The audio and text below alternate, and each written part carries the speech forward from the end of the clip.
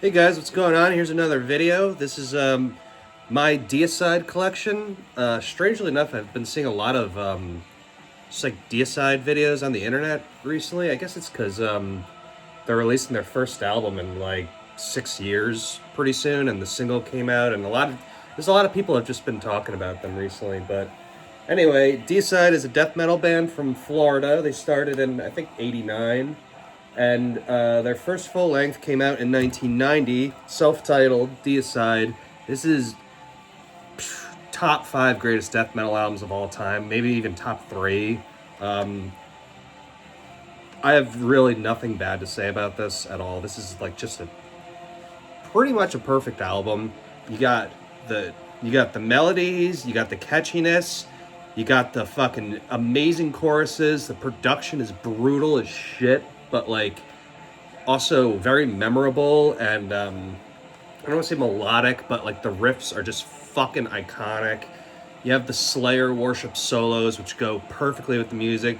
Glenn's vocals are so fucking ferocious. Like, there's very, very few bands, even today, that come close to his level of aggression in these early albums.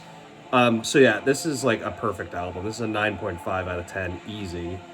And then in 1992, they released Legion, which is my personal favorite death metal album. I don't think it can get any better than this.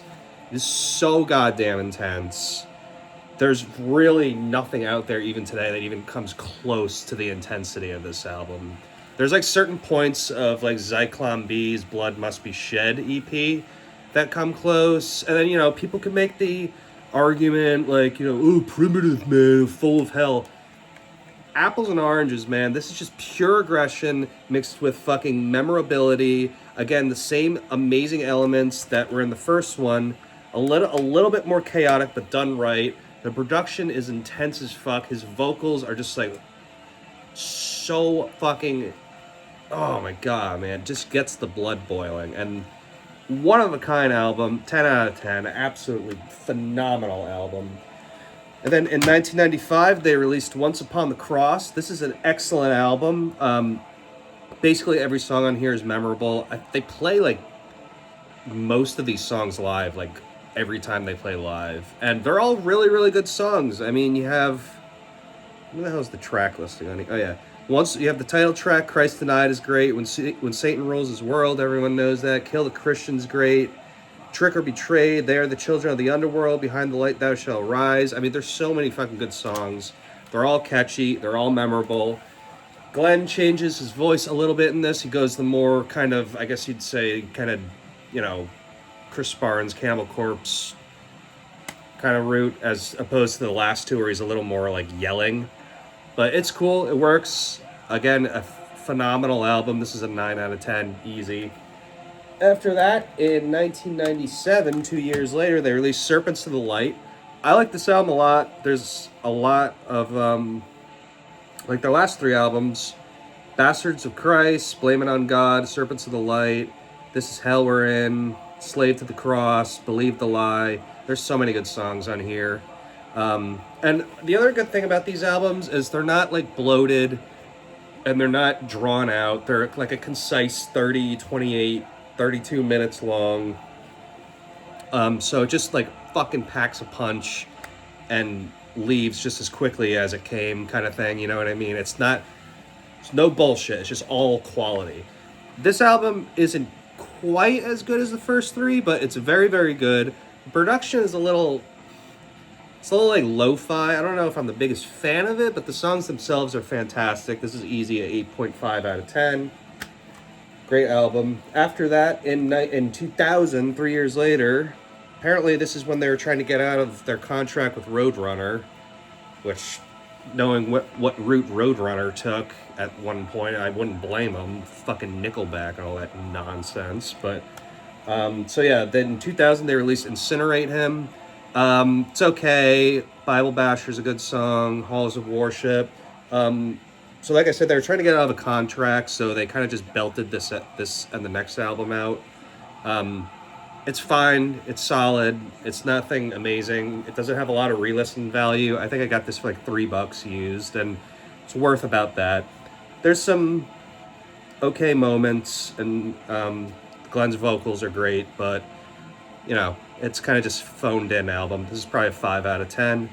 And then after that, in 2001, the year after they released In Torment in Hell, I don't have that album.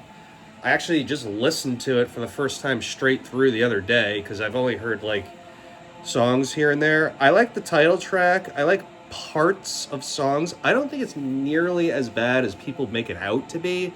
The songwriting is extremely sloppy and just not thrown together, but it's just kind of lazy. But again, it's only 31 minutes. Glenn's vocals are good. Some of like the guitar solo work is cool. It's not a horrible album, but it's actually not my least favorite, believe it or not. So it's okay. I'd give it a 5 out of 10.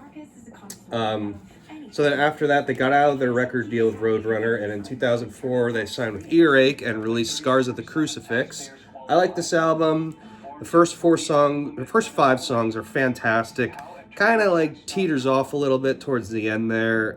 There's like a weird piano solo in the last song.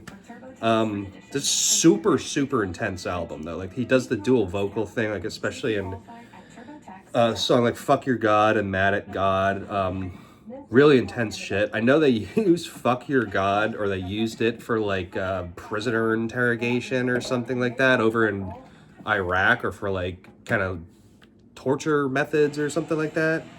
But yeah, it's a good album. I like it. Not their best, but definitely better than the last two. So I'd give it a 7 out of 10. It's good stuff. And after that, in 2006, they released The Stench of Redemption. They got 2 new guitarists, Jack Owen and Ralph Santola. Their original guitarist, the Hoffman brothers, left after Scars of the Crucifix. And they released The Stench of Redemption, which is a fucking awesome album. It's easily their most melodic and most solo-driven. I don't want to say mature, but it's definitely... They definitely took a different, more... I guess acceptable approach to the music on this one. Like there's a lot of really melodically catchy type songs on here. Like you have Crucified for the Innocents, which has some like awesome leads and hooks and shit like that. Death to Jesus is awesome. Stench of Redemption has a killer fucking solo in it. Walk with the Devil and Dreams You Behold is a perfect example of what I'm describing. It's very melodic and very, very catchy. Homage for Satan is their single, great song. Lord Sedition is great. Not of This Earth. I like this album a lot. It's definitely the best since Serpents of the Light or Once Upon the Cross. I don't know. I might like this better than Serpents of the Light. I don't know. It's kind of like a toss-up. But yeah, this is a very good album. This is an 8.5 out of 10. Definitely a very good comeback from the last 3. And then after that, I used to have... Oh yeah, in 2008 they released Till Death Do Us Part, which I used to have. I sold it. I don't like that album. It's too bloated. It's very just boring. It's way longer than it needs to be. I don't like the subject matter. I find it super boring. It's just like him complaining about divorce. And none of the songs are memorable, and it's just kind of passes you by. You're just like... Also, the production is really stale. I don't know. I'd probably give that a 4.5 out of 10. It's my least favorite. There's a reason I sold it. I just kind of like, I'm not going to listen to this again. So, and then after that, in 2011, they released To Hell with God. That was another album I used to own. I don't know if I maybe gave it to someone and never got it back, or I sold it, but it's okay. It's better than Till Death Do Us Part. Again, it's just not very memorable. I don't like the production a whole lot. But it's solid, you know, it's not bad. It's just not as good as Stench of Redemption or fucking Once Upon the Cross or whatever. So I'd probably give that like 6.5 out of 10. It's worth a listen. And then in 2013, they released In the Minds of Evil. I never owned that, but I actually listened to it the other day. It's a pretty fucking solid album. It's pretty good. There's a couple moments on there, like in let's see what the song titles are. Yeah, Misery of One is good. End the Wrath of God, Kill the Light of Christ. There's a couple really good songs on there. I would say at this point in their career, it's probably the strongest since Stench of Redemption. And it's quick too. It's 35 minutes. Has a lot of punch to it. Glenn's vocals sound angry as shit, which is awesome. So yeah, it's a solid album. And then after that, in 2018, I think, right? Yep, 2018, they released Overtures of Blasphemy. I like that album a lot. The one thing I'll say is I don't like the production. It's way overproduced.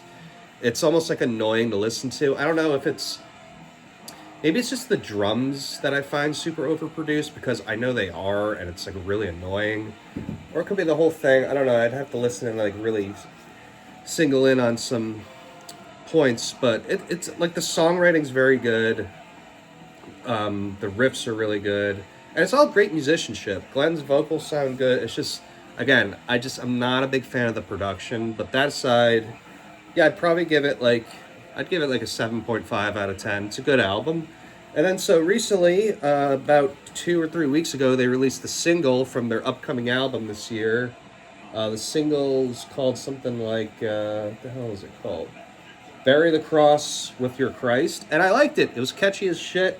The production was better than Overtures of Blasphemy, as far as like kind of re-listenable aspects of it. And yeah, it was a solid single. So I'm looking forward to their album this year. I'm definitely going to give it a listen. Hopefully it, hopefully it doesn't disappoint. So anyway, that's it. Hope you guys enjoyed it, and I'll catch you in the next video.